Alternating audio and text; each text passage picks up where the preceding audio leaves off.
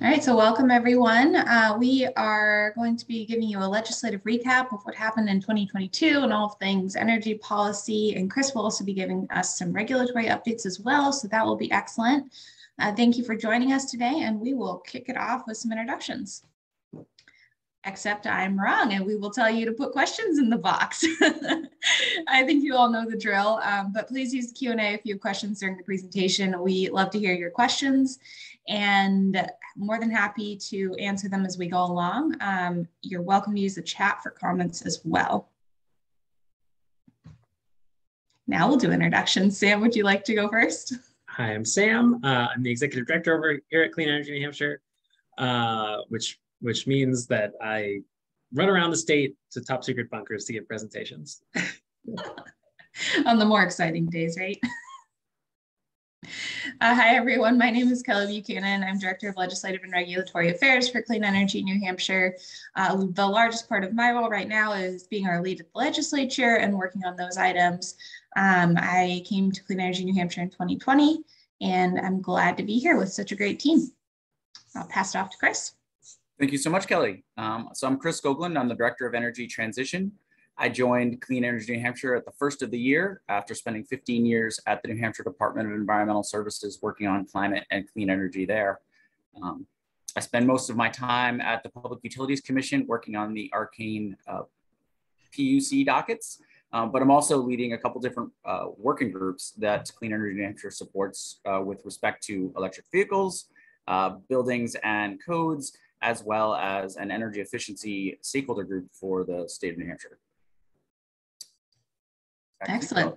Yeah, so that's us, everyone, if you didn't know already, but I am actually going to lead it right into our regulatory updates with Chris. So take it away, Chris.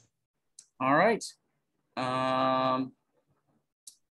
So this is a little crowded, and it goes kind of with my personality. I tend to get right into the details, and this is to keep me a little bit focused.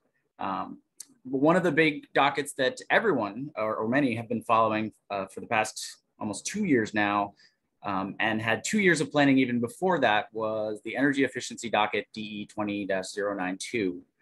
This was the docket that in November of 2021 largely was rejected, and that upended energy efficiency programs across the state, having implications for municipalities, contractors, as well as residents and large manufacturers, because it put projects and funding into question. Kelly may go in a little bit more detail about HB 549, but what we've seen so far is that the PUC has approved this docket, and it is at significantly lower funding levels than previously, but that was at the direction of the legislature, but it has provided certainty to the market. And so we've got projects that are running again, investments that are being made by municipalities, residents, businesses. However, there are concerns that have been raised over how calculations are made concerning annual versus lifetime. And I won't go into too much detail about that, but it does have implications for future programs and how much investment we might be seeing in terms of weatherization and non-electric savings. And so parties including Clean Energy New Hampshire, the Office of the Consumer Advocate, and then all of the utilities have filed motions with the PUC to reconsider this so that we can pursue the most cost-effective savings, whether they be electric or in the heating side. We've also concluded almost 4 years of investigation into electric vehicle time of use rates that began previously through a bill that had been filed by Senator David Waters back in 2018 that directed the PUC to undertake an investigation into electric vehicle time of use rates. Now, time of use rates are kind of a new way, at least for New Hampshire, of looking at how do we charge households or businesses for how they consume electricity. Normally, it's a flat rate, and you're charged between 16 and 20 cents at 7 a.m., 12 p.m., or 6 p.m.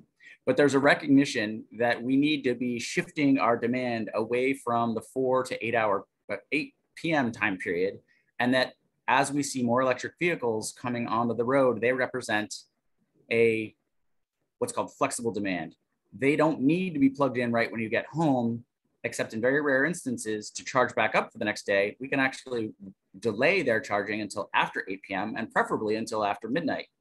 And so this docket allowed for the creation of residential rates that were approved for both Liberty and Unitil that would have very low overnight charging, like close to 8 cents per kilowatt hour.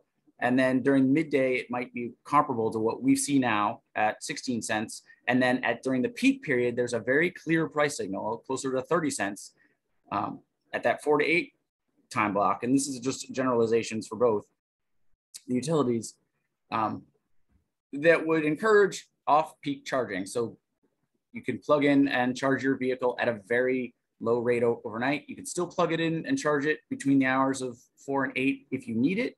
But most of the time, and I'm speaking from experience, you don't need energy right away when you get home. You're kind of taking care of things like kids, dinner, pets, what have you. But the benefit of this is it takes the cost of, if you charge overnight, charging a residential vehicle can be as inexpensive as like 2 cents per mile. And that's in comparison to the 20 cents we're seeing right now to drive a standard internal combustion engine gas or diesel vehicle. So it's a considerably low rate. They also approved a commercial time of use rate for Unitil and Liberty, and they directed Eversource to come back and file a new residential and commercial time of use rate as well. They also approved commercial demand charge reductions for both Liberty and Unitil. These are considered to be very important to spurring investment by third parties, such as companies such as ChargePoint or Volta, to come in and be putting in public charging across the state, so that when we have visitors for the travel and tourism industry, or you've got residents and businesses that are just traveling around the state, there's going to be adequate charging to make up the difference in needed charging.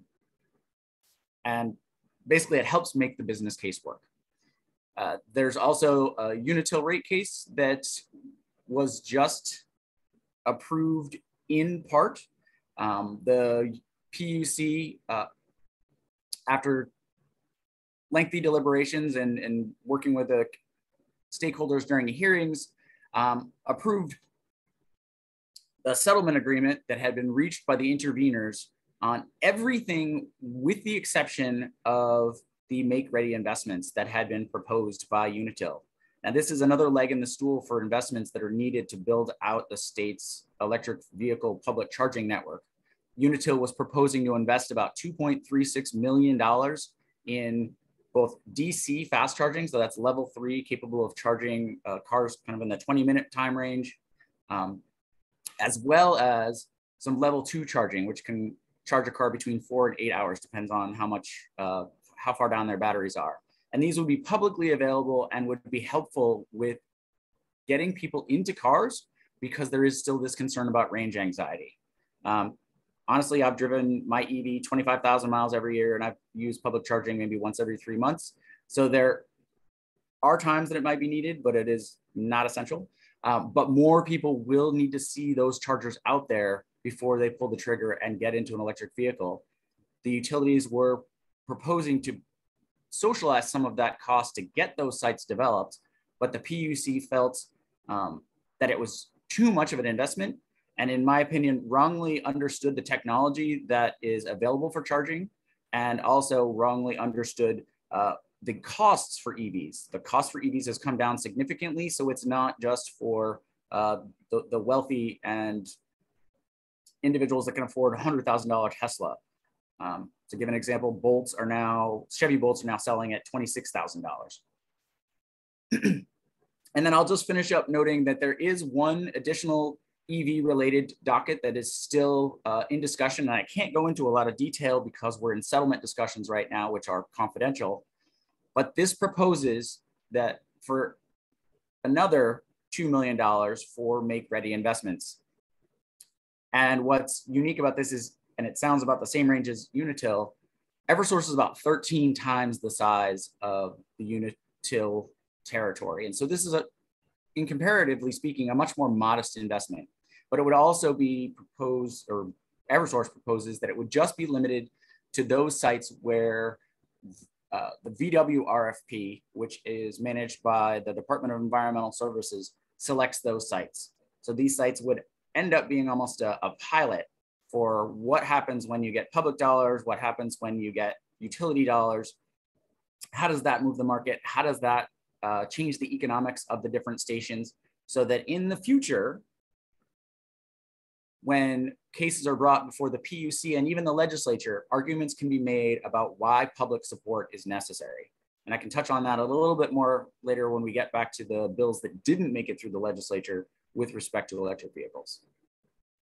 So Sam or Kelly, are there any things that I glossed over trying to consolidate multiple years and a lot of different filings into just a few minutes? Or are there any questions from the audience about what's going on? Oh, that works too. Feel free to pop them into the Q&A or the chat. I think Q&A is our preferred method, but at any point we're happy to stop and answer questions, because I think we're gonna be jumping from subject to subject. And I will also put my email in the chat so that if anyone wants to, they can contact me directly for follow-up, because some of these things can be very specific, and a more complete answer may take a longer time. That's true. I'm curious, Chris, do you want to briefly mention the data docket and the community power rules as well? Sure. So those are also of interest to many people, and in fact, probably more interesting. The CPCNH and the Department of Energy both submitted rules for the community power program last year. And early this year, the PUC elected to only take up the CPCNH, the Community Power Choice New Hampshire program. Community Power Coalition of New Hampshire. Thank you. Thank you. And set aside the Department of Environmental Energy's rules. It is my understanding, we went through two comment periods where individuals or organizations filed comments on the rules that had been kind of worked out between 2019, 2020, kind of under the direction and support of both the PUC and those that were standing up CPCNH. And then there was a chance to comment on those comments. The commission took that under advisement, and it's my understanding they are looking to vote on those rules at a hearing coming up very shortly. July 5th. Thank you. I didn't have it in front of me. And I pulled it up while you were talking. I had because they literally came out yesterday, so I haven't had a chance to write it down. But once that is complete, then it will go to JLCAR, the Joint Legislative Council on Administrative Rules, which I myself am still trying to learn whether they meet over the summer. The hope is that they will be done in a very short time period so that the rules will be approved, and then communities can submit their plans to the PUC for approval. The PUC has been reviewing plans from various communities, but they've been rejecting them because there are no rules to kind of hold them up against. That hasn't been a rejection of the plans, it's just been, there is no rubric to score them. Now, with respect to the data docket, that is a little bit more interesting. The data docket order came out. There has been a governance council that has been meeting that includes representatives from all of the utilities, as well as the Office of Consumer Advocate. Clean Energy New Hampshire has representative. We have a consultant there. We also have the state of New Hampshire, the Department of Energy, and then recently we have a Chamber of Commerce for, I think, the city of Concord, the head of Google Nest, and so we're basically have a broad coalition or broad representation of parties that both have a direct interest in the data. Also the city of Lebanon is on there. So Clifton Below is engaged, as he is in most dockets. And we had a hearing last Friday where one of the points of interest is, where's the PUC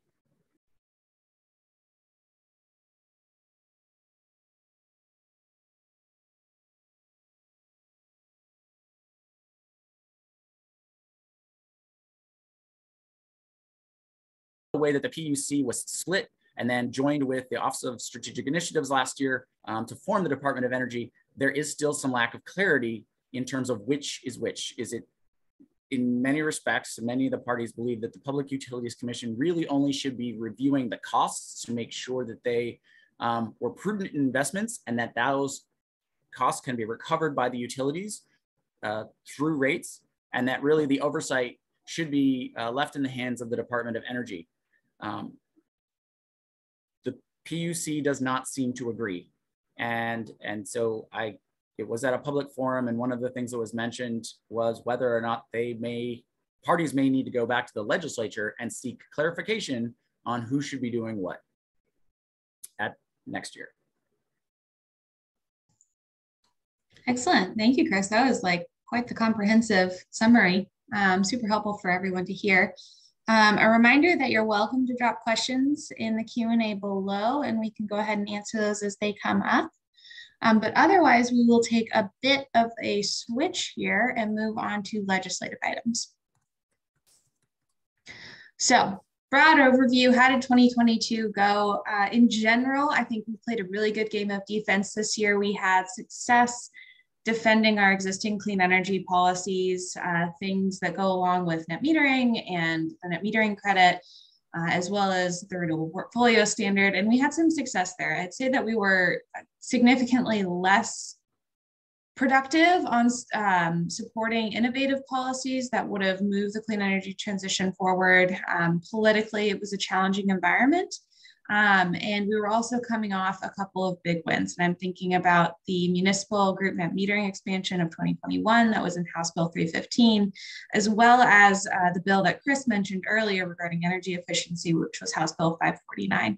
And so those two big wins took up quite a bit of political capital. And so we weren't as successful moving other things forward this year, but we did make some progress. So that's exciting.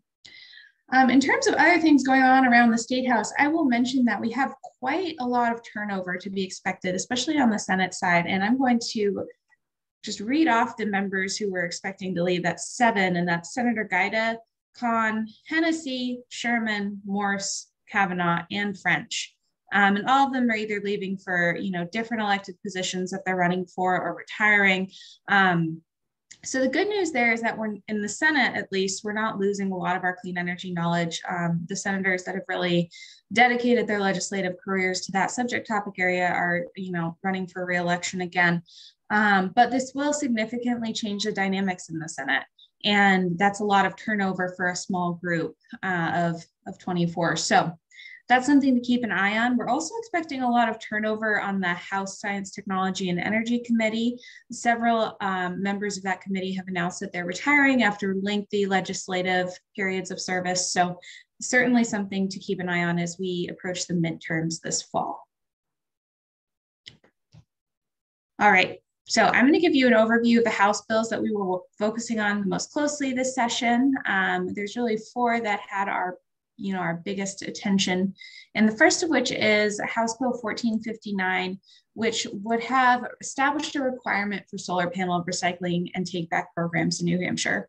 And this bill started out as a requirement for basically anyone in the solar industry, whether that be a manufacturer, a distributor, an installer. But there were some concerns raised in the House hearing about that requirement and the nature of the solar industry being so global, and that being hard to enforce and require these folks to submit themselves to a New Hampshire specific program to do business in the state. So the bill was changed to make the requirements simply on installers to submit a recycling and take back program plan to the Department of Environmental Services. And then the department would have to approve that for a fee.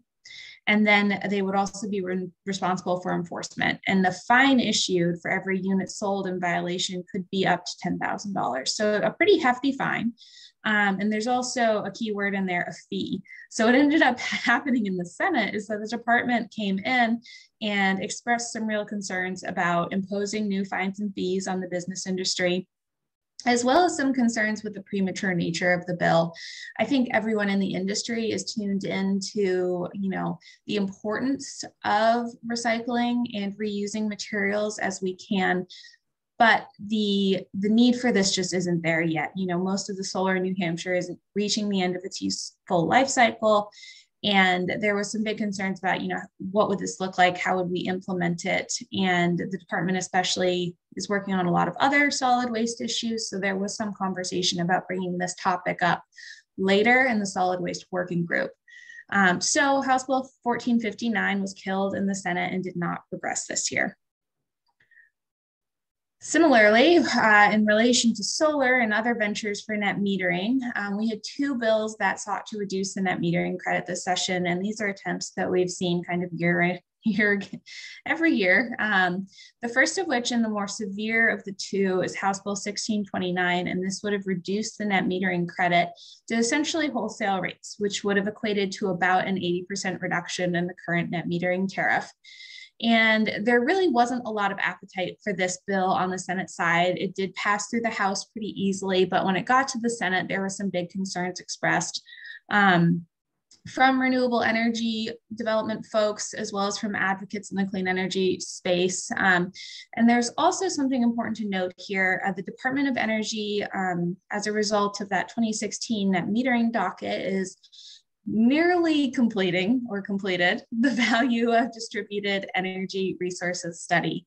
And we've been expecting this for a while. We're hoping that we will have our hands on this report by mid-June at the very latest. And this will really give us a lot of answers about the value of distributed energy resources and whether or not there should be changes to the net metering credit.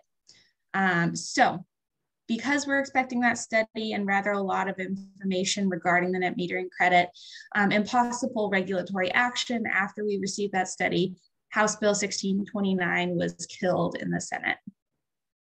So we also had House Bill 1599, which was another bill seeking to reduce the net metering credit, but in a much more narrow fashion. So this bill would have removed the cost of compliance with the renewable portfolio standard from the net metering credit for projects in that 1 to 5 megawatt category that are new. And there's some concern with, you know, the rough justice associated with the net metering credit and the ability of these projects to both sell RECs and receive the credit for the cost of compliance with the renewable portfolio standard.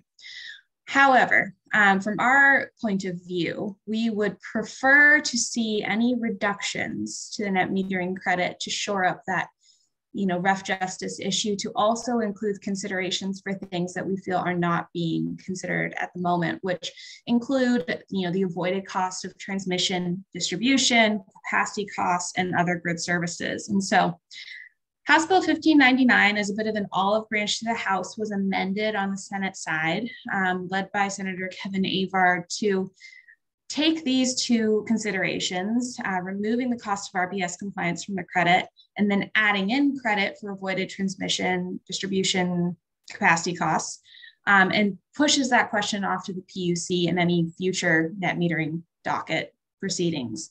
So that will be examined by the PUC, likely in tandem with whatever docket we end up as a result of the VDER study, that value of distributed energy resources. So we'll keep a close eye on that. I know we're planning to have a pretty robust regulatory response to that study, as well as any future dockets. And very briefly, what I'd say about that compromise is really it's instructing the PUC to do something that the PUC was probably going to do anyway. True. Yeah, it was mostly seen as, you know, a bit of an olive branch and an opportunity to, you know, formally pose that question, make sure it's included. But you're right, Sam, we were expecting it.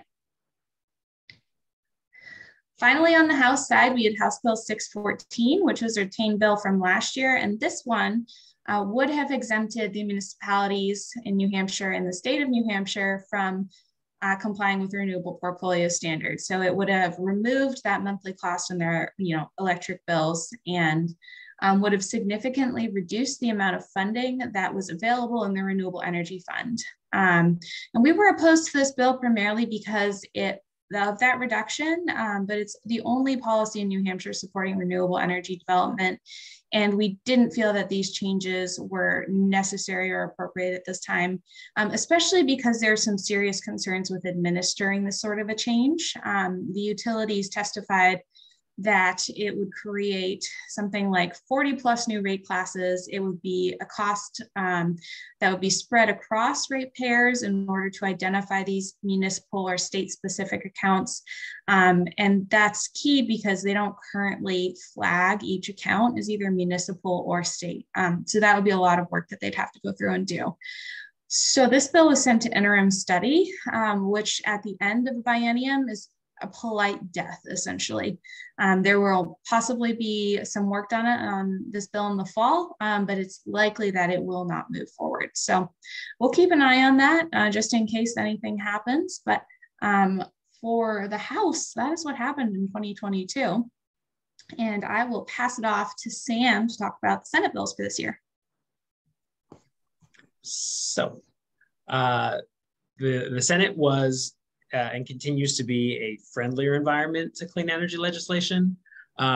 We have a number of Republican champions of clean energy who sit on the appropriate committees, and so we've been trying to nurture those relationships and try to make sure that they are appropriately networking with their House colleagues. There has been an issue of sort of breakdown of communication and trust between the Senate and House energy committees. So that is a bit of an uphill slog.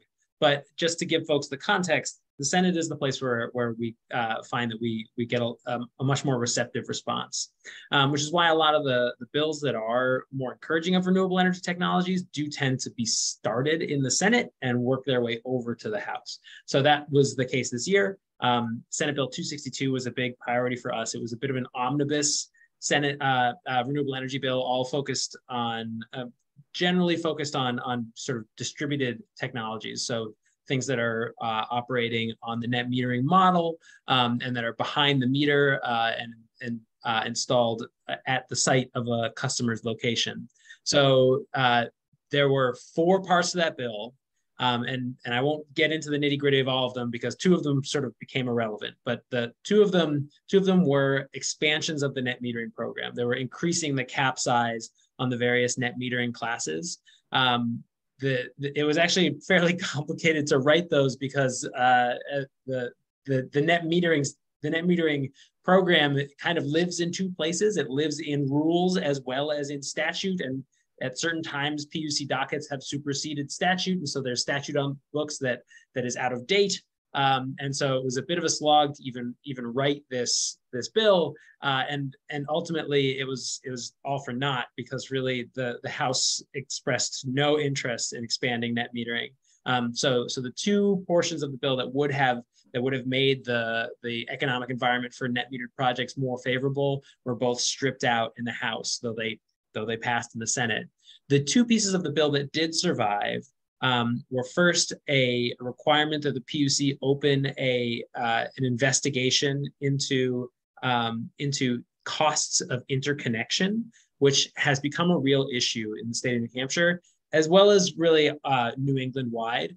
There are the different utilities have different standards that they apply to projects that connect onto the distribution grid. That's the low voltage grid. Those standards, they vary so widely that interconnection costs in certain utilities can be 2, 3, 4, 5 times as much as in other utilities, and those requirements can and have sank or synced projects. So as our developers are seeing this, they have asked for relief. We had a big sit-down meeting with the utilities in the fall. There was sort of some sympathy expressed, and so they were willing to work with us to put this provision into Senate Bill 262, and that did survive. I think there's like a fundamental fairness issue that even folks who are not incredibly supportive of renewable energy can get behind the idea of everyone should be playing by the same rules essentially. And the second piece that survived was a fairly modest tweak. Currently, as it stands, if you installed some sort of net metered technology at your facility, most of these are solar installations. If you had installed solar on a building, even if that solar did not completely cover all of your load at that building, and you still had, you're still paying an electric bill, you weren't allowed to sign on to be an off-taker for another project. So just for instance, imagine you have a wastewater treatment plant at a town and they have a pretty small solar panel there just that they install just because they're trying to be good citizens, they would then become disqualified from participating in a community solar project that would really reduce their bill. And that what I would argue is sort of like a technical mistake was taken out in statute.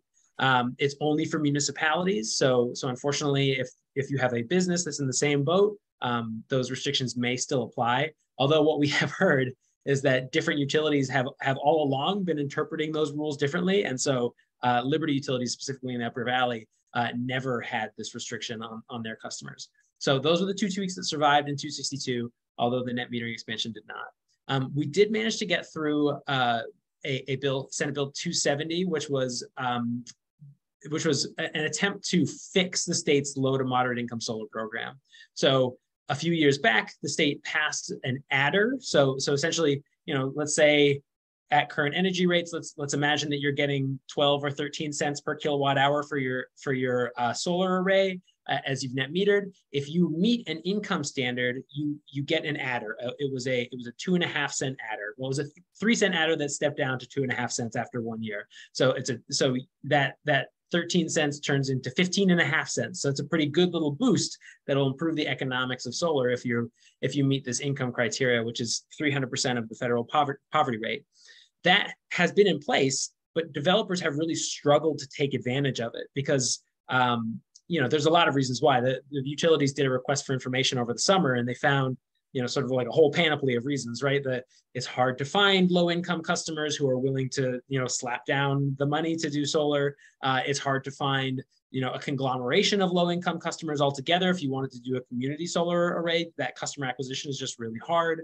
And then there, in places where you can reliably find low-income customers all in one building, for instance, housing authorities and the like, they often are not paying their own utility bills, which can be disqualifying for qualifying for the adder.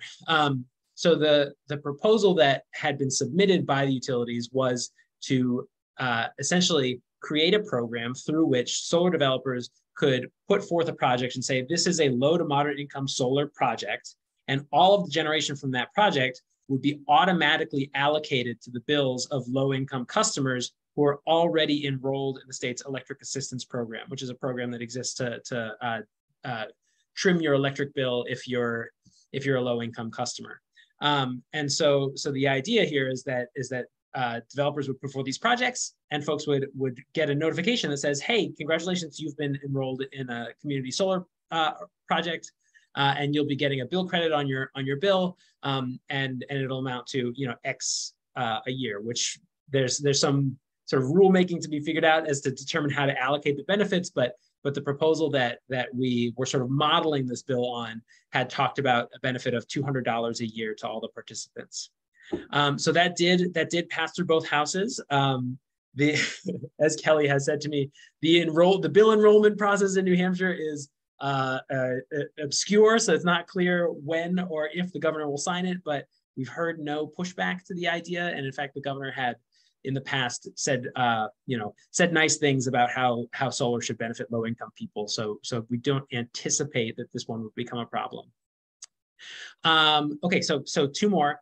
This next one, it should be fairly quick. So there had been House Bill 315 last year increased the net metering cap up to 5 megawatts, but only for municipalities. And there were a number of proposals this year that would have expanded the definition of the types of entities that could take advantage of that higher cap.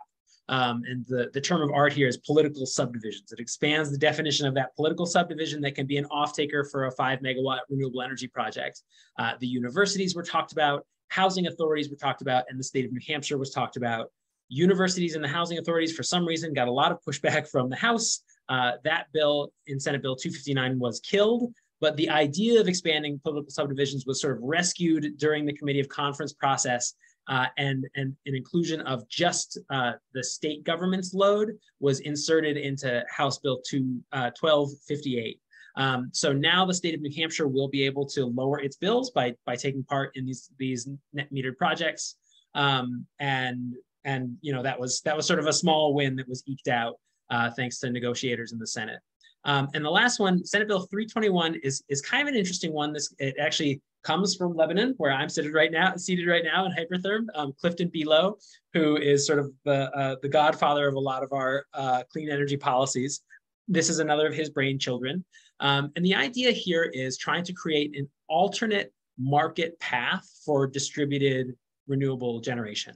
The idea is that instead of being given a net metering rate, these projects, these sort of like community scale projects, 1 to 5 megawatts, would get sort of avoided cost credit.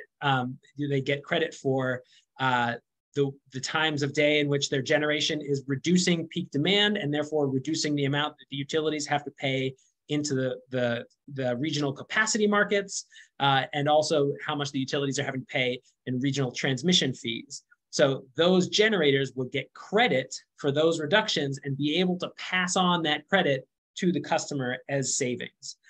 Initially, this had not been imagined as a pilot, but the utilities pushed back on this a little bit, Eversource in particular. And because of that, it was said, okay, instead of just rolling this out as a program, let's have a pilot first and we'll show that it can work. And so that's how it was tweaked in the House. And so Senate Bill 321 survived as a pilot in the House. And we anticipate, the Department of Energy will have to define the parameters of the pilot, but I would highly anticipate that the folks applying to take part will be up here in the Upper Valley. So stay tuned. We'll keep you up to date as to how that develops. Whew, need a drink. Yeah, it's a lot to get through. A reminder to folks, please feel free to do questions in the Q&A box as we move forward with some EV related topics that Chris is going to cover for us.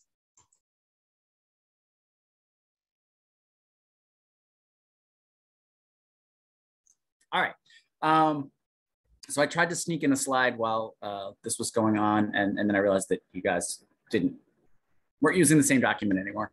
So one of the things that I've just volunteer as context to talk about electric vehicle legislation is that New Hampshire is projected to lag every state in New England over the next 10 years in terms of the adoption of electric vehicles by a factor of at least 2. So Rhode Island is the next closest to us, and they're expected to exceed total EVs on the road by 2 times what we're projected to by 2031. Whereas Vermont, which has half our population, is expected to see 3.5 times the number of electric vehicles on the road. And Maine, which has roughly the same population as New Hampshire, is expected to have 4.5 times the number of electric vehicles on the road. And that is based on an analysis done by ISO New England that are looking at the existing policies that are in place and the support, therefore, that exists in New Hampshire policy and from the PUC.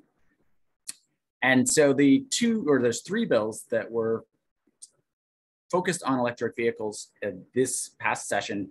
And the first one, the one in the House, looks directly at the impacts of EVs, where the other 2 were partially supporting the adoption of electric vehicles. So HB 1040 would establish a road toll alternative that would, and establishes a commission, and therefore it will have both legislative members and non-legislative members. And this one made it through, and I believe it's awaiting signature by the governor. But it would create a commission that would look at the potential impacts, positive, that electric vehicles could have on the environment, but at the same time looks at how the state can be recovering the costs that electric vehicles and all their alternative fueled vehicles that are both registered in the state as well as not registered in the state kind of incur on our roads and bridges. New Hampshire collects most of the money that is used on our roads and bridges from the gas tax, and therefore it's kind of a user-based fee. And so as you consume more gas, as you drive more miles, you're therefore having a greater impact on the road, so you pay for a greater share of those impacts. Electric vehicles and non-gas, non-diesel, so alternative fueled vehicles don't have any sort of collection mechanism for them to be contributing to the upkeep of the roads. And as electric vehicles become more common in other states, especially right now, because we are very dependent on travel and tourism, we may see less money being collected in the road toll and therefore available to the New Hampshire Department of Transportation to maintain our bridges and maintain our roads. And with manufacturers of, or with the major manufacturers looking to discontinue electric or gas and diesel vehicles by 2020 in some cases, 2030 in some cases, and 2035 in most of the rest of the cases, we're looking for kind of a massive change in the way that we are going to be seeing funds coming in to maintain those roads and bridges. So the commission is going to be picking up and looking at a study that was done back in 2010 and 2012. It does list the New Hampshire Auto Dealers as a member, and it does list a energy and transportation group that would be named by the governor. Could argue that we could fill that role, but we'll have to wait and see. The other two bills started in the Senate, and much like Kelly mentioned, some things start in the Senate and then they kind of go over and have to fight their way through the House. In this case, neither made it. One was a school bus pilot that would have, that it recognized that there's an increasing number of communities that are interested in switching to electric buses. Now there's a cost element because the cost to operate an electric bus is so much cheaper because there's fewer moving parts, less maintenance. The fuel costs, as I mentioned, for my own vehicle are so much lower, and it's similar for a gas bus. The air quality improvements are considerable because we've got smaller bodies in the presence of diesel emissions. Diesel exhaust can have a significant impact on them. And so school systems are looking for how do they capitalize on this environmental and public health benefit. But then there are even more advanced schools that are wondering how they might be able to use that those vehicles as battery storage to in some way help their community. And so there's programs, or the Nashville Regional Planning Commission is looking at this, and other communities looking as well. And Senator Waters was looking to put together a pilot that would support this with dollars that would be coming or managed by the New Hampshire Department of Environmental Services, with a pilot rolling out in the next 3 months. Now, as I mentioned, it made it through the Senate, but when it went into the House, they laid it on the table, which is a polite way of killing the bill. I don't fully understand what the concerns are, but it fits with the consistent kind of non-support that we've seen for electric vehicles historically, kind of carrying through into this legislature. Similarly with S Bill 447, this would have been a dedicated fund that would have been established for the New Hampshire Department of Transportation. Now, when we have dedicated funds, these are funds that ostensibly cannot be rated by the legislature for other purposes. The funds could be either coming from grants, but they can also be coming from dollars that are obligated or in the state's own budget, so from the general fund. And therefore, it would be given to the Department of Transportation to determine how best to invest it. And in this case, it was looking at how they can be supporting largely charging, public EV charging, going back to kind of the discussion I had regarding PUC make-ready investments and the need for public charging across the state. In this case, the Department of Transportation could be supporting a public charging network on our major corridors, but it could also be supporting charging at commercial entities as well as state agencies. So helping to ensure that we have adequate charging available so that when residents, when businesses, when travelers are coming to the state, they can find the charge needed to move about the state and engage in commerce or whatever they need to do.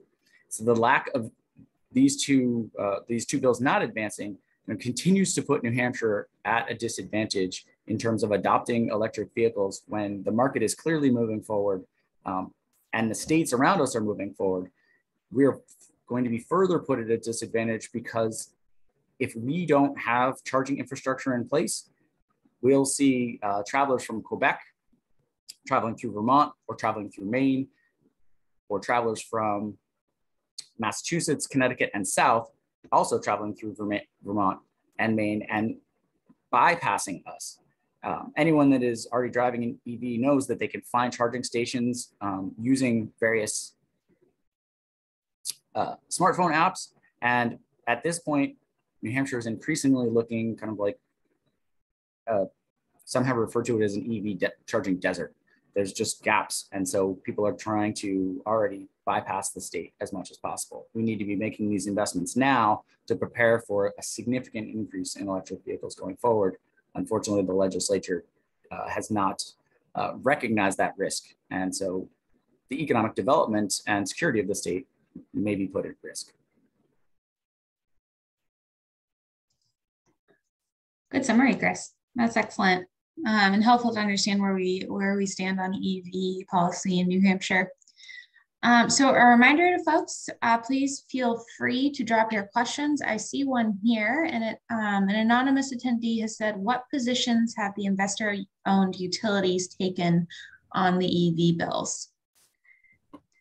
And I will jump in and answer this since I'm there in the day-to-day. I don't believe the utilities took a formal position on either of these bills. It hasn't been a big priority for the utilities in the legislature to date. However, we have heard, and maybe Chris can touch on this a little bit more, some real interest and support from our New Hampshire utilities on exploring innovative EV policies. So Chris, do you want to tell everyone a little bit about Drive Electric New Hampshire and that policy committee in particular? Yeah, so this is a policy committee that that I'm managing, but really will be leaning and working very closely, I imagine, with Kelly on, because the genesis of it was the observation that in order to get the PUC to be approving Make Ready and other utility investments that support electric vehicle adoption, support electric vehicle charging, and therefore support the entire economy, whether it's residents and businesses that are here or travelers coming into the state, that really the PUC needs that direction. It's been observed by multiple parties in the dockets that I described that there is no legislation, no statute in the state that supports the electrification of the New Hampshire economy. And so this puts us at a significant disadvantage because electrification, whether it's in the transportation sector or the building sector, is increasingly the most energy efficient, cost efficient technology out there. But it's also the ones that are kind of being adopted around us.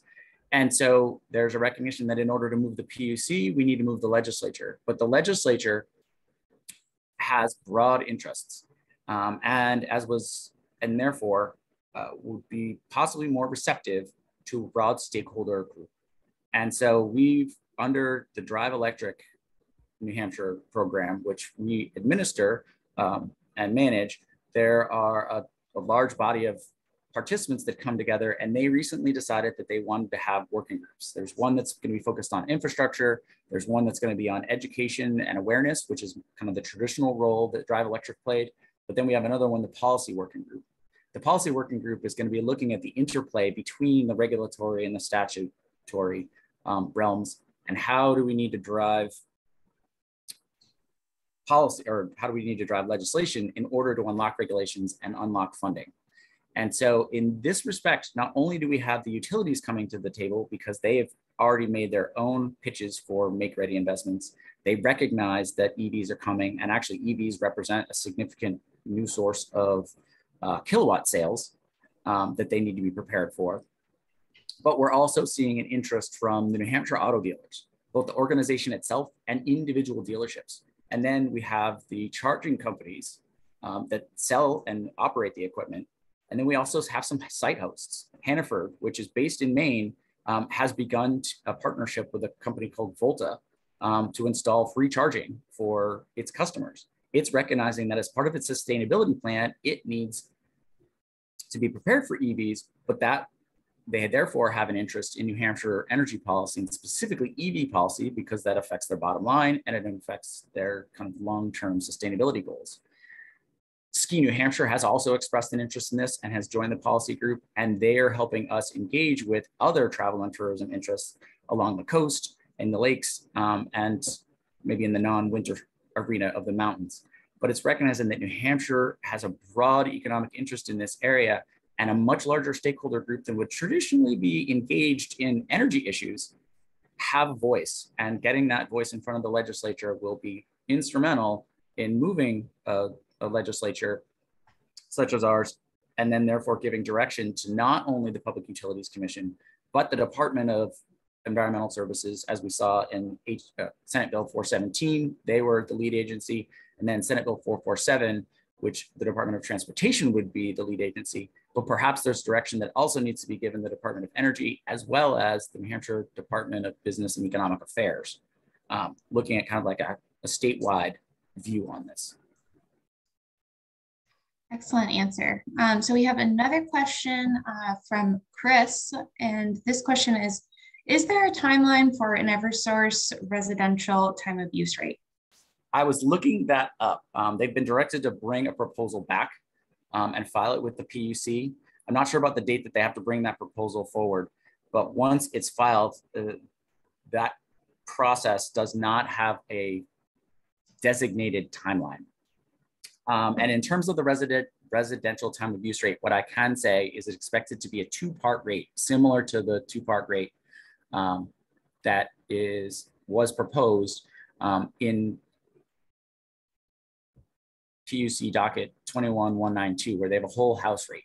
So instead of having that overnight rate, which is very low price at 8 cents, the midday price, which would be at 16 cents, and the 4 to 8 hour time period, which might be closer to the 30 cents time range, they might have something that's closer to like 10 and 22, something that sends a price signal, but it is not as strong.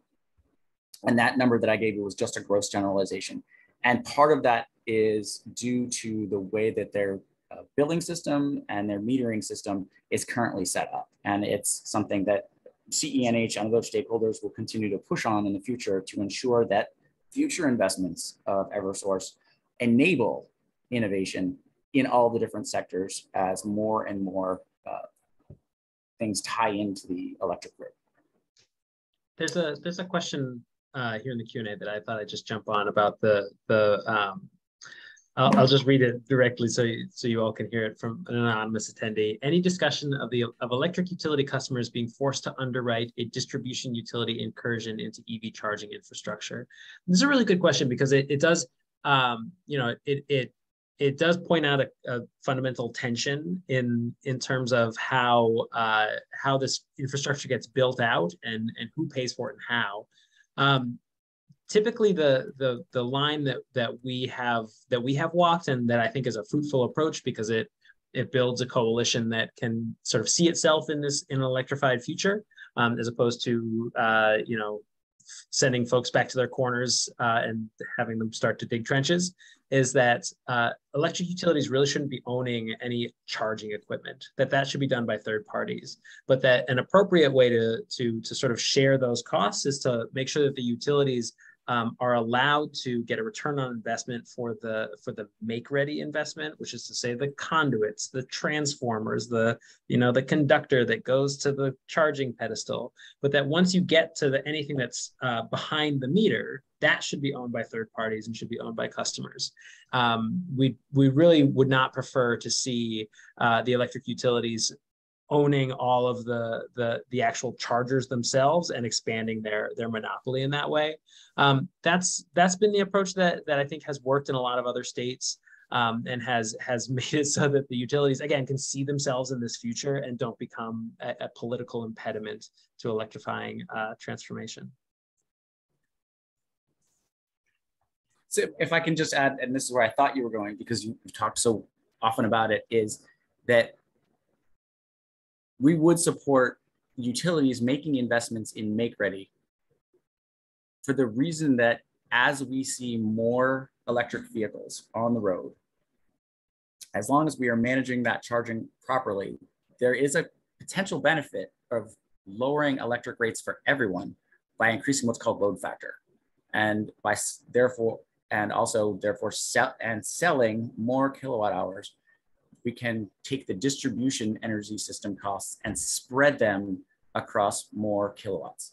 And so if we can be managing the way that investments are made on the utility side, managing how the charging is occurring so that we're not seeing huge spikes in demand, there is a potential that more electric vehicles on the road, more electric vehicle charging can be bringing charging down for everyone.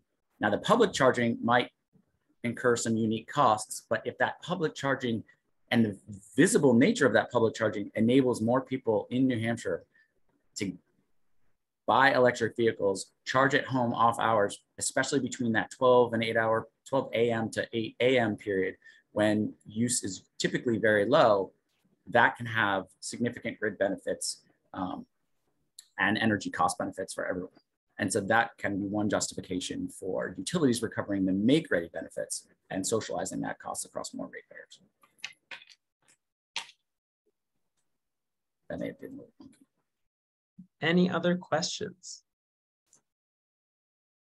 Well, we give everybody a few minutes to think. I do want to make a quick pitch for the 2022 LES conference. And we're really excited to be in Manchester this year at a much bigger venue, so there will be plenty of room to spread out if there are any COVID concerns, but also we'll be able to offer a much larger audience and a lot of really exciting sessions this year. So we're in the planning stages, but please save the date for October 14th. That's a Friday, and we would be glad to see you there. And in answer to Chris's question, the Eversource proposal is technically due July 7th. It was 90 days after the order was issued. So that residential time of use rate should be coming in about a month. All right. Seeing no further questions, actually there's one last one. If you're interested in getting in touch with any of us, please feel free to visit cleanenergynh.org, and all of our contact information is there under the About tab with staff, and we would be happy to get in touch with anyone who is interested in working on these sorts of policy things with us. If you're interested in becoming a member, we'd love to have you join us. Be well all. Thank you for tuning in. Yeah, thanks so much, everybody. Have a great weekend.